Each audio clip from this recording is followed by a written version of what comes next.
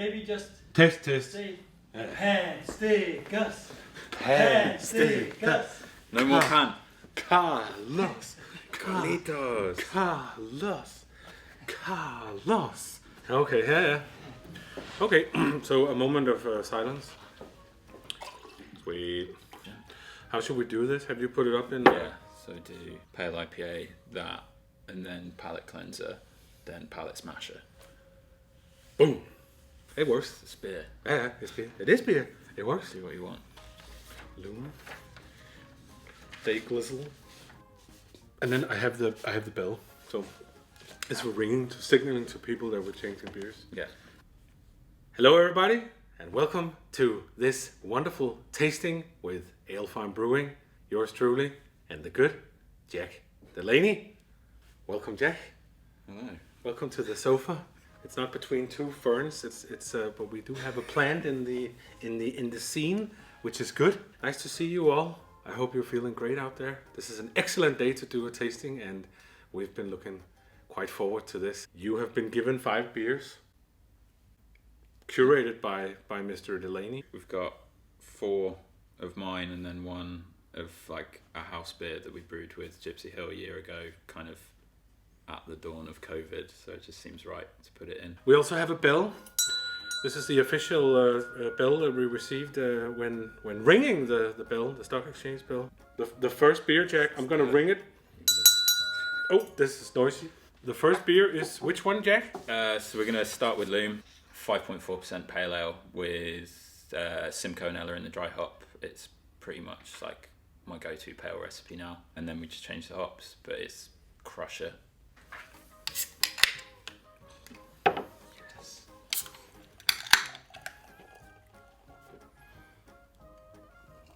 Like a 2-finger pour? Yeah. Yeah, it was 5 beers to get through. Finish them after filming, Yes. where language can change.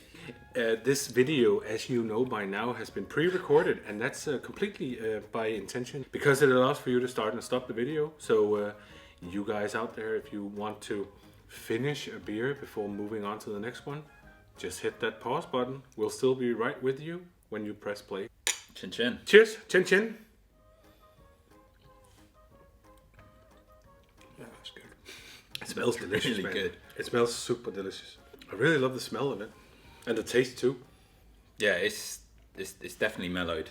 So it's like 3 weeks in can, maybe. Yeah, I think so. Pretty herbal to begin with, and then just that Ella just drops out, and then the Simcoes come up. So it's like passion fruit, pineapple, super creamy as well, like crazy creamy, banger.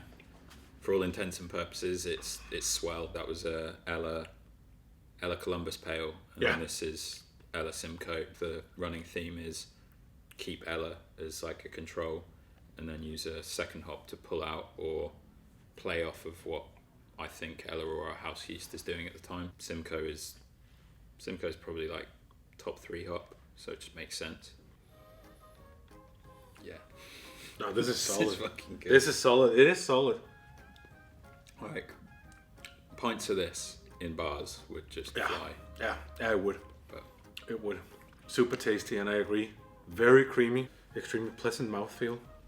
This is a good beer, man. People have been asking me about this one, specifically about the label. yeah, I was like hanging out at Aachen art museum down there. I like doing photography or have liked doing it in my spare time, and just like these lines were just really nice and leading into the dark. And then the name Loom, like one of my friends is like crazy talented weaver, and like she had a loom, and I was chatting to her at the time. Oh, how's your loom? How's your loom? Oh, sick. Nice. And not to say it looks like weaving, but it kind of, there's certain shapes that she was doing her stuff that was like very directional. Just thought of that. Nice little homage to a friend. Yeah. It is your photo on the label. I think that's very cool, man. Before we get too deep into things, you guys have asked us questions, and I've printed these so that I can ask these questions straight to Jack, sitting next to me during this tasting. We can start out with the first question. Jack, if you're up for it, the first question is, Jack, what beer was the first wow moment for you? Sierra Nevada Pale Ale. Like, it's really cliched, but yeah, Sierra Nevada Pale Ale. And then maybe even like Anchor Liberty Ale, like just place I was working at the time wanted to know about beer. The bottle selection was like 100 bottles, and they were all cracking. And just asked the boss, like, Rob, what should I start with? It's like, there you go, there's a Sierra Nevada Pale, Liberty Ale, and a Goose Island 312. Sierra Nevada Pale Ale has pretty much like influenced most things I do. It's perfect. It's up there with like perfect 6-pack would just be a split of Sierra Nevada Pale Ale,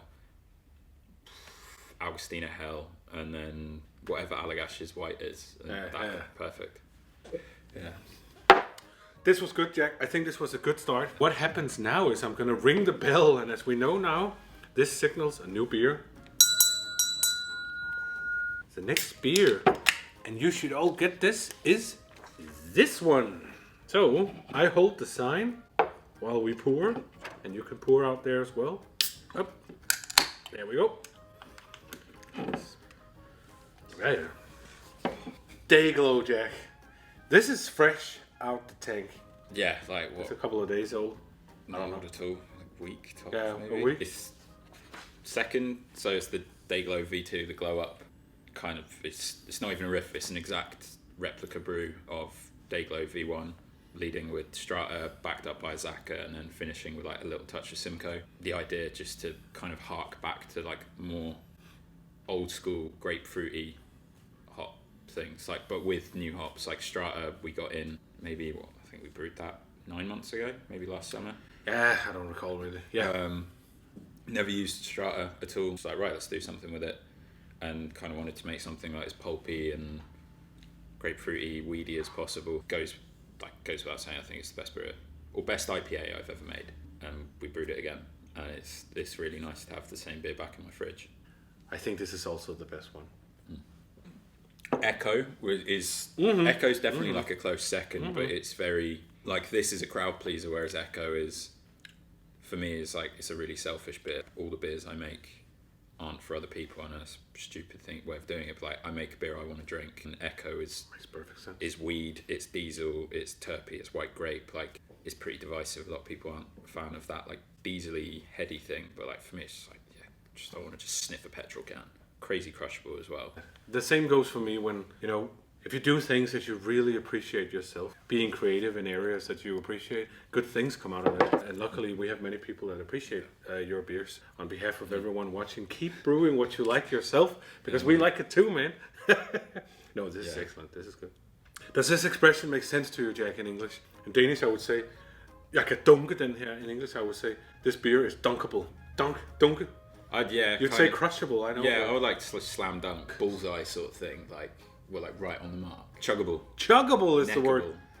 Neckable. Yeah, neckable, which would be play on like Beavertown's neck oil. Slam it without even thinking about it. Goes down easily. The next question: will you produce a 33 centiliter can? What do you feel about that? Honestly, like, given the way that the industry is at the minute, unless you're in supermarkets and you're way over, well, for me in the UK it'd be like over the small brewer's duty. Yeah, it makes sense because you're in supermarkets and you need to just smash volume, but realistically for us, no. From a practical standpoint, for me, it's easier to fill a 44 cl can because the dissolved oxygen levels will be lower, because the headspace in a 33 centiliter is probably like a little finger, and it's the same for a 44, so by comparison you have less oxygen as you go up. So the beer should stay fresher for longer. That's all down to packaging protocol. One brewery's packaging line might be multi-million pounds or crowns or currency, whereas another might not. But yeah, for me, no, 33 is not redundant, but it's very different. I would love a 6-pack of 33 centiliter Pilsners, like Tuborg Green. Done, nail it. Also would wish they did 6-packs of 440s. I'm not saying we're ever going to do it, but like if we were doing like an alcohol-free beer, 33 centiliters or... But yeah, for me, it's a no. I like having a full glass, whereas instead of like a pint, I'd be like, I can get away with one of them in a pint glass, but two 33 centiliter cans, like, now I've got to drink 660 ml, which isn't the end of the world. I agree. Also, I won't fail to mention that we are sitting right behind the artwork for Dayglow, which is here. So now I guess it's like, if I hold it up very close and you can't see the can anymore, because look, it blends in. It's the same, Jack. Wow, that's magic. This is good. I don't know if before we go to the next one, Jack, if this question is too personal or if I should bring it up. That one? No, do it. I know who it is. Okay, good. So Jack knows who this question is from, so we'll take Well, at least I hope it is. Jesus, I've done some weird shit at beer festivals, so I'm hoping it's one person. The question is, Jack, when are we going to wake up together with empty cans of Imperial Stout on the bed frame again? When are we going to do that? I think Hop City again. If travel allows it, I can get out of Denmark and into the UK. Hop City, same hotel, same place, same time, same look of love in our eyes. Yes. Maybe not getting so drunk that we thought we ended up in Birmingham in a roundabout, but you get the idea. Well, that happens, I've heard. Jeez, that was a nightmare weekend. I can hear something. What is that? I think it's the bell. I think it's the bell. It's ringing. Oh, this one is for you, my friend. Thank you. And this one is for me. And everybody, we are sampling ANTE MERIDIEM. Polite pause or how I would properly pour it? I think you should properly pour it. With this one, highly recommend an oversized pint glass and shake the can for like 5-10 seconds because we nitrogenated it.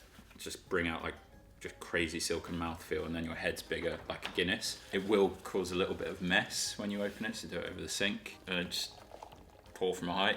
Yeah. Let it do its thing. Boom. 4.2% little breakfast stout. Look at the technique. Brewed this one with Antoine, so other brewer Sellerman. We occasionally get to brew like conceptualize beers together. We spent a lot of time over the last year when COVID would allow us to go to like a local bar in town, drink cask ale, drink as much dark beer as possible, and we're like, right, we love stouts, but it's ridiculous that the industry only seems to churn out 10% stuff, barrel-aged stuff, crazy pastry stout, like stouts, not really a fan of them, to be honest. Low ABV stuff is my jam. Like, I'm British, I grew up on cask beer, so anything from like 3 to 4.8% is just like God's work. We did this, I think there's 10 different malts in it. There's coffee, there's cacao, there's nitrogen, like really soft, playful water chemistry, really fun mash regime. Keep the unfermentables really high, and then a yeast choice to not ferment out malted trio. So that's why it's got body. And for all you people on Untapped that said it's thin, nah, it's got a 7 Plato finishing gravity. Like, you could ferment this out and probably get like another like 4% out of it. Mm-hmm. It just tastes like mocha and chocolate milk. There's a tiny bit of peat in there for like bit of smoke, bit of something nice, like just oily, slick. But yeah, it's banging. It is. I think it is. Thirst quenching in a way, which is for a stout. Like, yes, which is like really it's chuggable. It's dunkable, Jack. It's dunkable. Yeah, and that's really uncommon for a stout. Definitely like another home run for Antoine and I think. Yeah, I know. I think it turned out great. I think this is really, really good. Yeah, we'd have been drinking this on St. Paddy's, so. Oh yeah. Yeah, like couldn't find Guinness anywhere in the city because Brexit. Yeah, I guess. I had a 6-pack of this. Yeah. I had a case of this in the car, so I just came back to a house party at mine. I was like, "There you go, boys." The coffee in this is banging. Like, it's roast nailed that. Like, really good. The next question in chronological order is this one. It's for Jack. The question goes: if you can only add one hop to your hazy IPA, which one will you choose? Simcoe. It's amazing. It's great. This year's crop is ridiculous, like just pure passion fruit. But then it's also catty, weedy, piney. So you'd do an all-out Simcoe beer? Oh, I would love to if it wasn't for the fact that Simcoe's now really expensive. Yes. But like, yeah, I think Simcoe's just one of those hops that's just like, yeah, spot on. Like, it could be Citra, but everyone uses Citra. Yeah. Like, Simcoe's just kind of like great. If it was one that I wasn't afraid of people being like, oh, I do not like this at all, you should never be allowed to brew a hazy IPA again, it'd be Columbus. Because I love it, but other people don't. And if you love Columbus, you love it. If you don't, you hate it. But for me, it'd be Simcoe. I think what has worked out very well is a cashmere. The last few times we've used that. Yeah, oh god, that like it bounces off our house yeast really well. We're just spinning a cashmere pail. Yeah. In a rocket. Oh, cool, nice. But yeah, like it's a really nice hop. I hear a sound. What is this sound? It is the sound of the next beer approaching.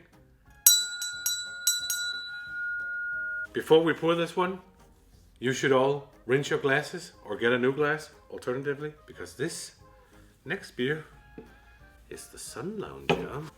Sun Lounger. And I will also pour it. Yep. There we go. Sun Lounger Ahoy. Oh. Sure smells good, man. Yeah, man. Spot on. I could drink this all day.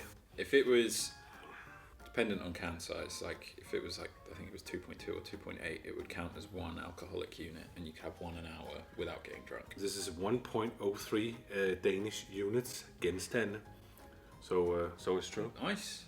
Jack, what are we drinking here? Sun Lounger. I said that much. So yeah, Sun Lounger kind of at the end of last summer was like messing around making like natty sodas and just fermenting fruits and sugars and honeys and things with spruce tips and made like a raspberry soda. Basically do like a Victorian lemonade or a raspberry lemonade, going for like that spring summertime thing, like not too heavy, like really light, zippy, like low but like assertive enough acidity that you're, oh, it's still a sour, but kind of balance the souring culture's acidity with the fruit acidity, so nothing pulls in either one direction, so it's just like really harmonious. And then chuck in some lemon, and just because, and like it's clear, like it's not not a triple fruited goes, it's not a pulpy smoothie beer like by any means, because again, I don't care for them. Obviously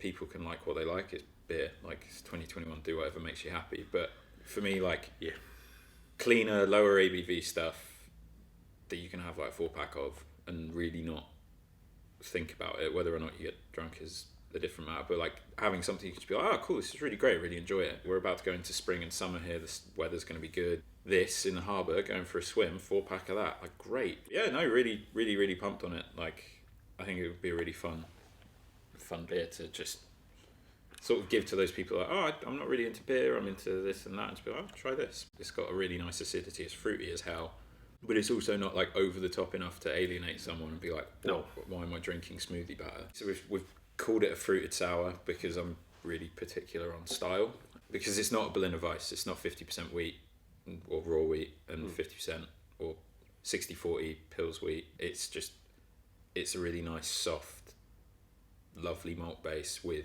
a souring culture and fruit. Like it takes influence from a Berliner Weiss, it takes influence from a Goes, but it's neither of the two. And it's kind of like if I was going to make a 3.5% pale ale, I'd just get rid of the fruit, get rid of the lemon, and I'd probably just dry hop that. But 3.5% is such a good ABV. Like pretty sure it's just above what Adam's bitter is. A lot of it comes down to what I want to drink in now or in 3 weeks time when a lot of our beers are ready. Also, like, not be fair, like, it doesn't interest me, and if something doesn't interest me, I'm not going to learn how to do it. So if someone told me to brew a triple IPA, like, I don't like them. I'd give it my best shot, but I probably wouldn't do it well. Or an imperial fruited goes, like, no, yeah, I'd give it my best shot, but it's not something that interests me, therefore I'm not going to have my heart in it. Whereas really low ABV fruity stuff, like, yeah, great, cool. Cheers to you all.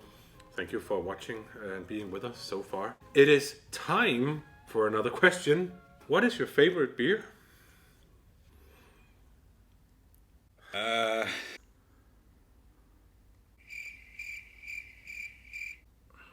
It would be that like perfect 6-pack. It would be between something like Augustina Hell, Sierra Nevada Pale, or Allagash White. Don't make me choose between my children. I dislike them all equally, sort of thing. But like, yeah, it would be a pale. It would be a pale or a lager of some sort, but something that's like crazy crushable. Yeah. That you can either like, you could sit down and break it apart piece by piece and be like, oh, okay, this is how they did it. Mm-hmm. Or also just be like, I want to drink a beer tonight. I'm gonna have 3 of them. Yeah. Yeah. So like, maybe even like Taras Bulba from Brasserie de la Seine would be up there, but that is a really horrible question. There's so much beer. It's like, what's your favorite band? It's like, I don't know. Not the Beatles. Yeah, not the Beatles. Not the Beatles. But you're English. Yeah, I just never really got into them. Like, nah, me neither. Oh, that was loud. Ringing in The last beer of this session, of this Jack session. Ladies and gentlemen, show me the show me colors. Show me the money. Yes. Show me colors. Show me colors. Is this colorful offering that we brewed last year for the first time with our friends from Gypsy Hill? Yeah, just so at the very start of when people were starting to get a bit like, COVID's serious. Yes. They were going to come over. Yeah, the collab kind of. Yeah, so we still went through with it. Yeah. Because it felt wrong not to. Yeah. And then. True. So we did this, and I think at the time it was like one of our highest rated beers, and like it was at that point where our beers started hitting the local market really hard. And people were just like, fuck. Yeah. Intense. Which it really is. Like, it's still. Like, there's a few tweaks on it, but it's still super sweet. It is. Like, thick, pulpy. It is thick, for sure. Like, probably one of our more, like, obviously all of what we do and craft is influenced by the American market and what the American brewers are doing. But, like, this is really American-y. Like, thick, creamy, like, crazy vanilla vibes on it. Like, almost like if you take a Solera or a mango creamsicle or something, just melt it down, ferment it. I can't get over the creaminess of it. It's like drinking clouds in a way. I don't know how to describe it. It's super soft, pillowy soft. Yeah, like cloudy. Cheers, everybody. So we've been arguing with our Galaxy quite a bit over the last year. Like, it's one of those hops that, to be really frank, belongs in the bin. It's such a difficult hop to work with year on year, like inconsistent, but like the lots we've been getting recently are just like, you smell that and you're like, oh shit, that's like when Galaxy was released and people said there is a hop that smells like passion fruit. Yes.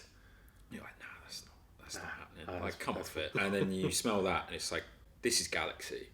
And then you've got like Ella and Citra in it, so everything's just like crazy tropical. Slight herbalness, like green pineapple or like underripe pineapple, but then like just the passion fruit comes smashing in. Pillowy soft. Yeah, it is pillowy soft. Big, piney, resiny, zesty, just like oil content. 2 out of 3 hops are Southern Hemisphere. It's just oil. It is.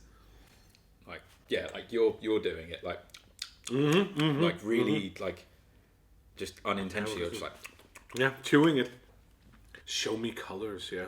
That was the beginning of Corona in Denmark, and we're still here. March 3rd, I think, was the first time we did that, and then I flew to the UK on March the 5th. So I was in Bristol, like, cool, I'll just go do some like voluntary work at Electric Bear. And I was here thinking, Jack, please come back. Like, yeah, like there was like national travel embargo sort of thing. Like, yeah, get back now, or you're not getting in. I think I thought of it as a lot worse than it was, because I was drinking at like a brew pub. It's like, called you and be like, what the hell do I do? What work can I do for the company if I'm stuck in the UK? Do you want to get some like contract brews going? I can do this here, or I can just stay in Bristol. Like, I've got sofas. But you got home in time, and it was that was a crazy period. It actually brings me to the next question. I think this is a good question. The next question, Jack, is how is life living in Denmark? It's good. Like, it's really good comparatively to the UK. Like, for me, the quality of life is a lot better. The work-life balance is better. I don't feel the pressure to do anything here. People can go in the UK, be like, right, we're going out this weekend, and it's living for the weekend sort of thing. Here it's like, nah, cool. Like, I'm just gonna stay in. It's so laid back. That was definitely one of the harder things I found, the transition from the UK to here.